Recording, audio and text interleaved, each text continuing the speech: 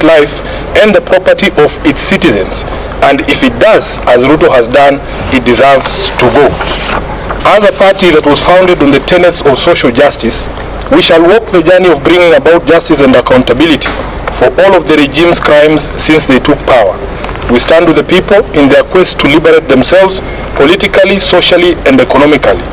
Kenyans asked us to stand with them against the punitive tax proposals in the finance bill, and we did.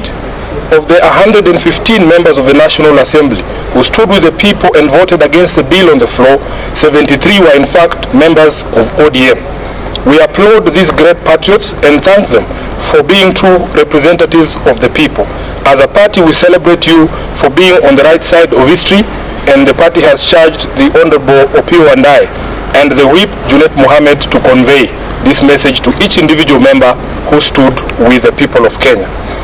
Sadly, a few of our members went against the wishes of the people and sided with the oppressor, and we will speak to the consequences shortly. In light of this state of affairs, the meeting has resolved as follows. Number one, that it is time for all of us in the political leadership to begin to listen. Listen to what the people are saying and not to our own voices. The young people have spoken in plain language that should be clear to everyone.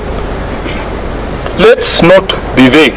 Let's just do what the young people are telling the government to do. Number two, we consider this to be Kenya's last best chance. The youth have given our country our last best chance. We either seize it and swim with it by implementing all their demands, or we ignore it and sink the country altogether. Number three, that the Kenya Kwanza regime must take full responsibility for all the deaths, injuries, and destruction of property arising from the violent suppression of peaceful protests. The President must publicly direct his security organs to forthwith seize the ongoing abductions, an exercise that we believe is being undertaken with his full approval and the approval of the state. He must account for and order the release of all detainees abducted by these security agencies.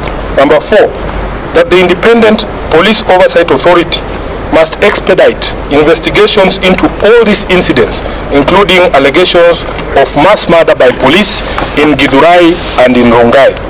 We were shocked to watch the President claim on live television that only one life was lost. It tells you how out of touch with reality he is. Number five, that in our view, what happened on the 25th of June 2024 amounted to a vote of no confidence in the Ruto regime. It is clear that this fact is totally lost on Ruto. It is reflected in his petulant proposals on how we manage our economy following the rejection of his tax bill. Instead of focusing on cutting wastage, opulence, and corruption in his regime, he is hitting back at the Kenyan people with threats to cut funding for the judiciary and the county governments. 6, that the ODM party will support credible austerity measures in the executive and in parliament. These two institutions have been expressly indicted by the people as citadels of largesse and wastage, with fresh memory of the invasion of parliament and standing threats for occupation of the executive seat of power. These two institutions must have an honest introspection on their contribution to our current predicament and take measures to lessen the taxpayers' burden.